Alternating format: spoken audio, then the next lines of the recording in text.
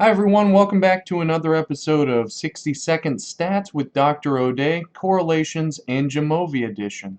So in this study I wanted to know whether people's exam score is related to the amount of time they spent studying, time spent doodling, and time spent partying. So to run these correlations I go up to regression and I click correlation matrix. I'm going to put exam score in first because that's the one I'm most excited about and most interested in testing, and then I'll put the other three variables in there. I can also ask it to flag significant correlations, which makes it easier to see what's going on. So what we see here is that across the top and the left you see exam score, time spent studying, time spent doodling, and time spent partying.